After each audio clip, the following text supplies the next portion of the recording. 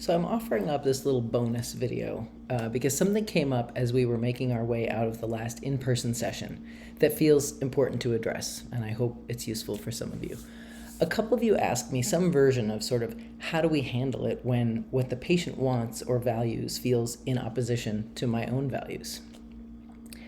That is really the million-dollar question, isn't it?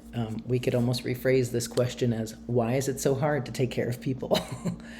And it's so important to notice how often this discord happens and the toll it can take when we anchor to our own rightness or the duty we imagine we're upholding. So here's the real nugget.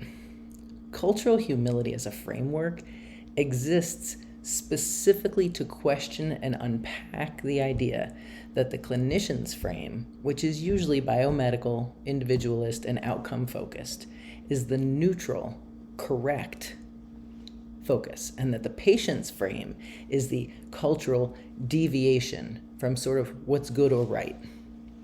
I'm going to say that again. Cultural humility as a framework exists specifically to call into question and unpack the idea that the clinician's frame, which is usually biomedical, individualist, and outcome focused, is neutral, and that it is the correct one, and the patient's frame is a deviation from that correct frame. So let's look at a possible scenario.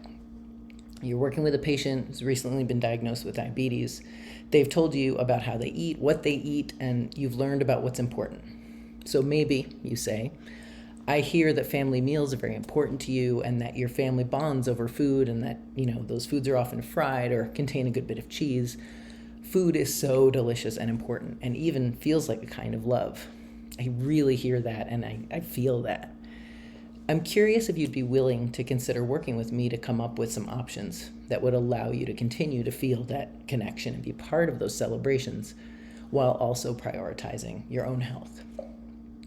Patient smiles, looks at their daughter who's joined them for the appointment and says, "No, thank you." Wait, what? I was culturally humble.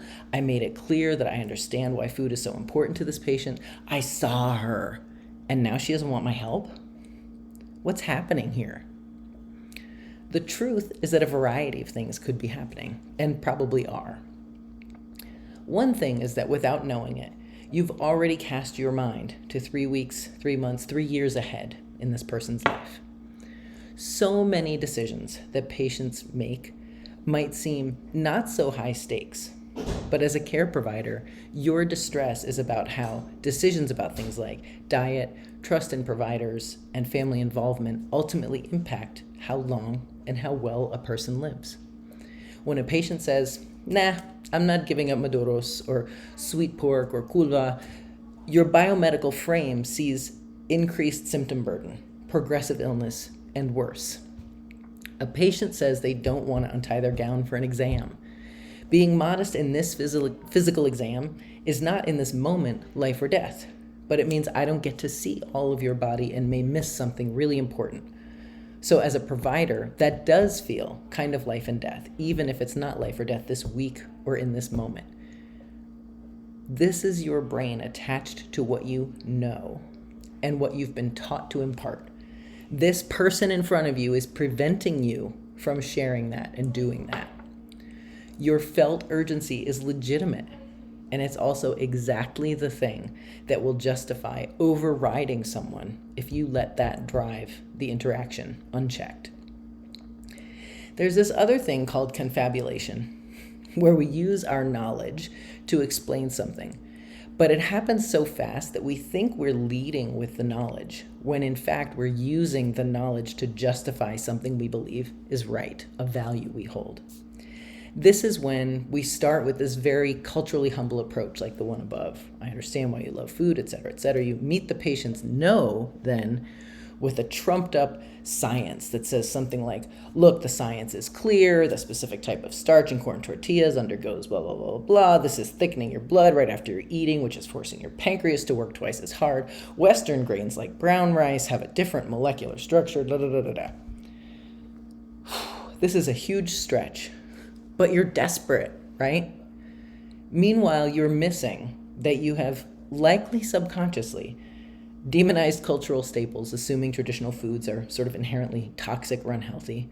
You're wielding science to maintain authority, weaponizing big and mostly unfounded leaps, in this case in biochemistry, to win an argument.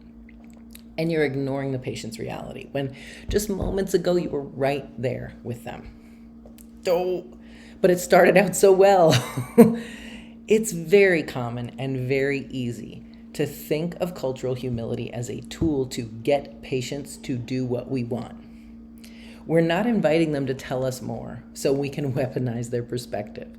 We're actually inviting them to learn about their own motivations and also to fill out our picture of what will help them feel seen and supported. Our minds are complicated.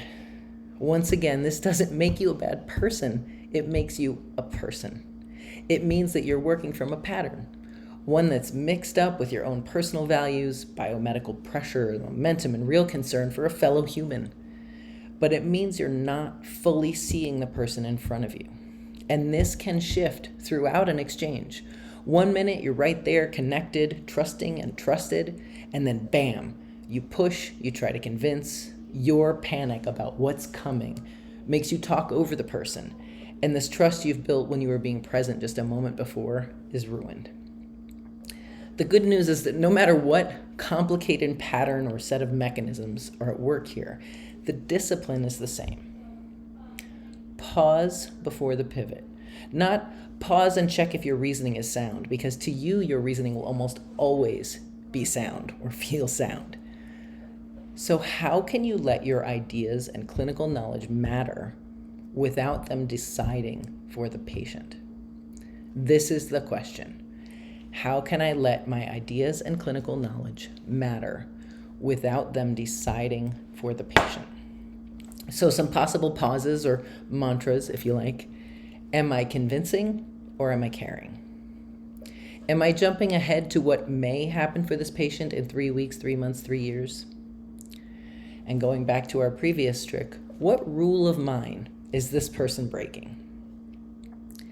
Listen, this is hard. If it wasn't hard, everybody would do it. Your stance as a provider is not neutral, and it is not correct. It's one way, and it is not the only way. We are not here to keep people alive at the expense of their personhood. We are here to see people as fully as we possibly can and to walk with them as well as we can without spilling our judgments or imposing our biomedical attachments onto them. Noticing that it's happening is a huge step, and being kind to yourself.